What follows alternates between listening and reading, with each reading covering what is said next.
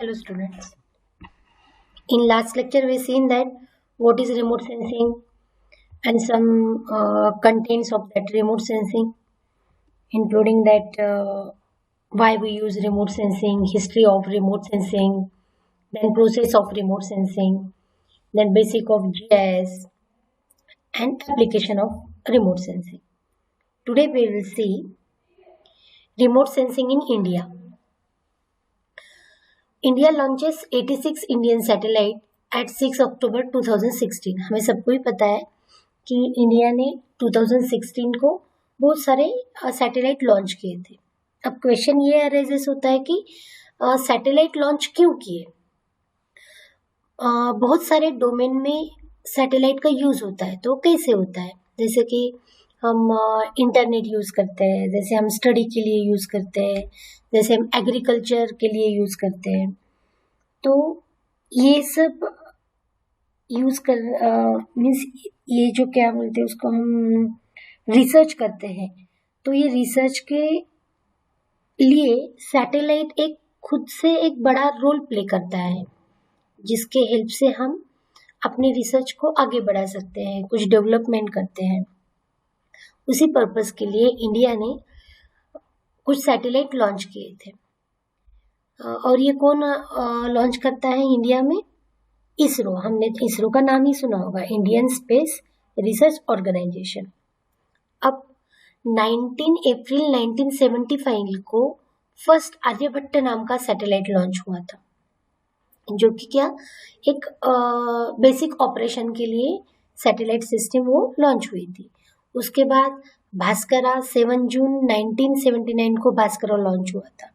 से बहुत सारे हैं मल्टीपल पर्पस के लिए, जैसे कि भास्करा क्यों लॉन्च हुआ था? टीवी और माइक्रोवेव्स कैमरा के लिए लॉन्च हुआ था।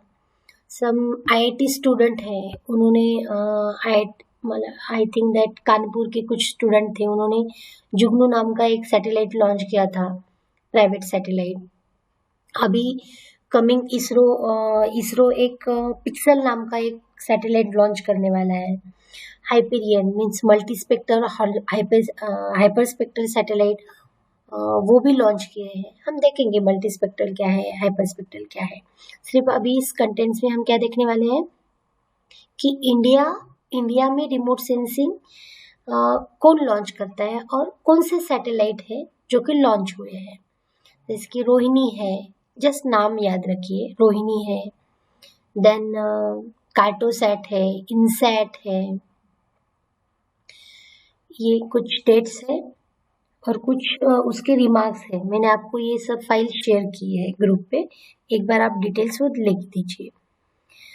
ये इतना डिटेल्स आपके सिलेबस में नहीं है, मगर आपको पता रहना चाहिए कि हमारे इंडिया ने कौन से सैटेलाइट और किस पर्पस से लॉन्च किए हैं।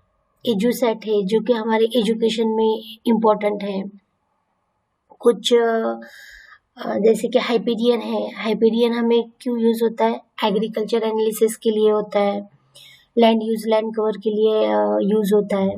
वैसे तो ये है इंडियन सैटेलाइट की कुछ लिस्ट, एक बार आप ग्रुप पे देख लीजिए, ये सब लिस्ट मैंने शेयर की है।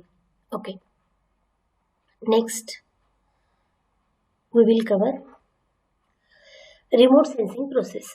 अब रिमोट सेंसिंग के हमने देखे थे, रिमोट सेंसिंग क्यों यूज़ होती है, रिमोट सेंसिंग के एप्लीकेशन, पर एग्जैक्टली रिमोट सेंसिंग कैसे वर्क होती है। तो रिमोट सेंसिंग वर्क होते हुए उसके कुछ 7 स्टेप्स है, या फिर हम 7 इम्पोर्टेंट उसके पार्ट्स भी बोल सकते हैं। जैसे कि मैंने आपको फर्स्ट लेक्चर में बोला था कि हम जब किसी चीज़ को देखते हैं तो उसका रिफ्लेक्शन की वजह से हम उस चीज़ को देख पाते हैं। जैसे कि अगर लाइट ना हो तो हम वो चीज़ को देख सकते हैं क्या? नहीं, मगर लाइट रहने के बाद हम वो चीज़ को देख सकते हैं। क्यों? क्योंकि हमारी आइज की जो रिफ्लेक्शन होता है, तो वो एटम हम आइडेंटिफाई कर सकते हैं। वैसे ही रिमोट सेंसिंग में क्या होता है कि सन जो रहता है वो एनर्जी का सोर्स, सबसे वो क्या करता है, इलेक्ट्रोमैग्नेटिक रेडिएशन। सन में क्या रहते हैं?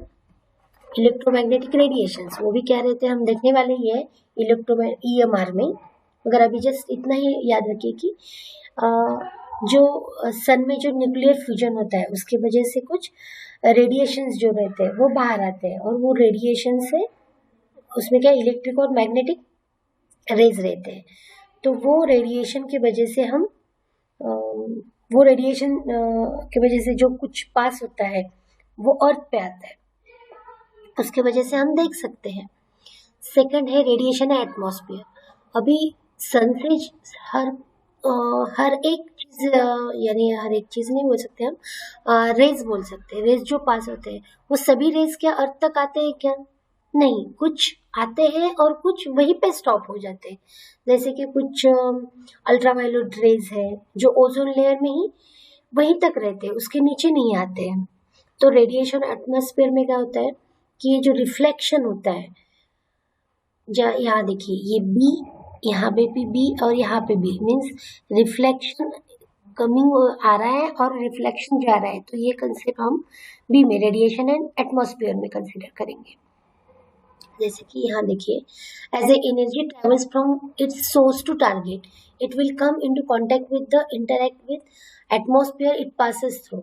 द इंटरेक्शन में take place second time as energy travels from target to sensor, means energy target to source to target travel हो रही है। थर्ड है इंटरेक्शन विद टारगेट। अभी ये सी क्या है कि यहाँ पे एक बिल्डिंग रहेगी या फिर हर कोई भी चीज, पेड़ रहेगा, पानी रहेगा, वहां पे सन के रेज रिफ्लेक्ट हो जाएंगे, और वो रिफ्लेक्ट जब हो जाएंगे तब ये जो सैटेलाइट के सेंसर्स रहते हैं वो क्या करते हैं, उसको कैप्चर करते हैं, मीन्स उसको रिकॉर्ड करते हैं। ये डी नाम के जो है ना, यहाँ पे रिकॉर्ड करते हैं, और वो रिकॉर्ड वो किसे भेजते हैं? ट्रांसमिशन यूनिट को, या फिर यहाँ ये जो है ये वाला और ये वाला ट्रांसमिशन यूनिट को वो भेज देते हैं। वहाँ पे क्या होता है, वहाँ पे प्रोसेसिंग होती है, उस पर कुछ प्रोसेस होती है और एनालिसिस होता है।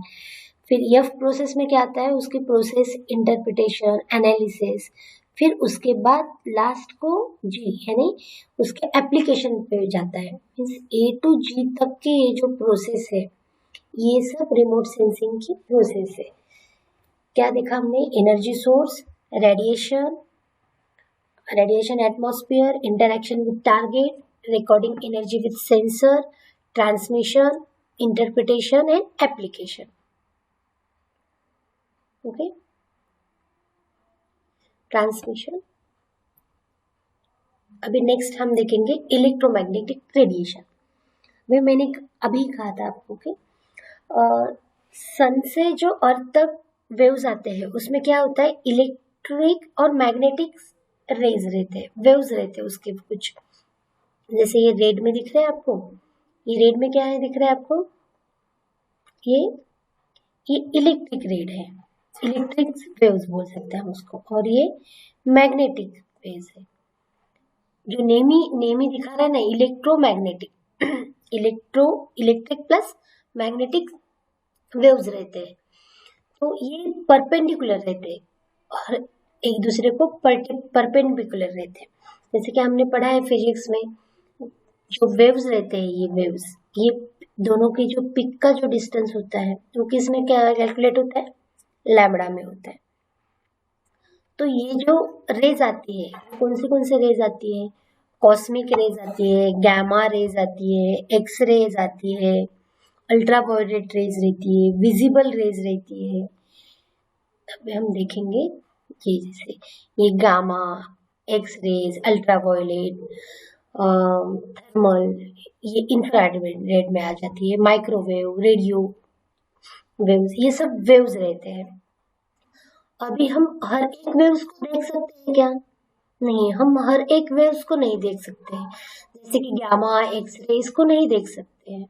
हम किसको देख सकते हैं? हम सिर्फ ये यहाँ के जो है विजिबल स्पेक्ट्रम की इसी वेव्स को देख सकते हैं, यानी विजिबल स्पेक्ट्रम है जिसमें आरजीबी बेस कलर क्या रहता है, रेड, ग्रीन, ब्लू, ये तीन, इससे ही वो 7 कलर हम देख सकते हैं। मगर बेस कलर का 7 कलर किससे तैयार होते हैं वो ये बेसिक 3 कलर से होता है।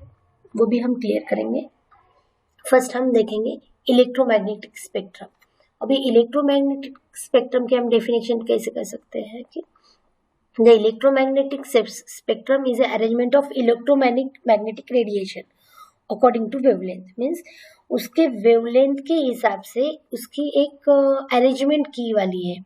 मीन्स कौन से रेज कौन से विजिबल रेंज में है या फिर कौन से रेंज में है, वो विजिबल है कि नहीं, विजिबल है या इनविजिबल है। अगर विजिबल है तो वो ब्लू ग्रीन रेड में आते हैं, जिसमें 7 कलर हो जाते हैं। और बेसिकली ये 7 colour is equal to white colour हो जाता है।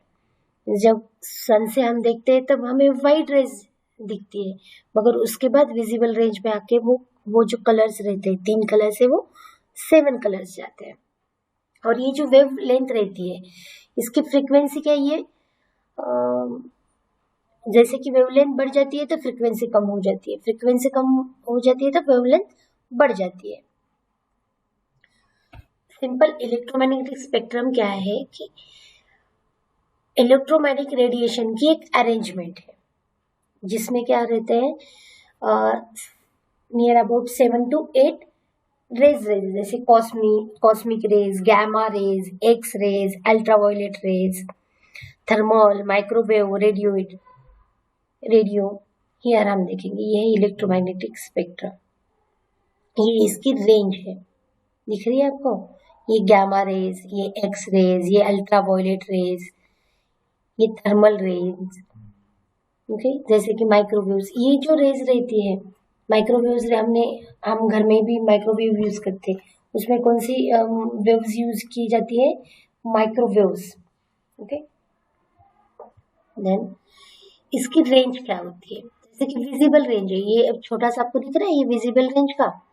ये विजिबल रेंज जैसे जो 7 कलर है, फर्स्ट वॉयलेट में जो है 0.7 to 0.444 माइक्रोमीटर, ये इसकी विजिबल रेंज है। ब्लू की क्या है 0.4 to 0.5 माइक्रोमीटर, ग्रीन की 0.5 to 0.5.78, यानी 0.4 से लेके 0.6 0.7 तक, ये 7 ही कलर 4 5 6 7, ये 0.4 के ही माइक्रोमीटर के अंदर ये 7 कलर जो है वो विजिबल है। जैसे कि येलो की है 0.5 to समथिंग 0.57 to 0.59 तक, रेड की 0.6 to 0.7 माइक्रोमीटर तक, ओके।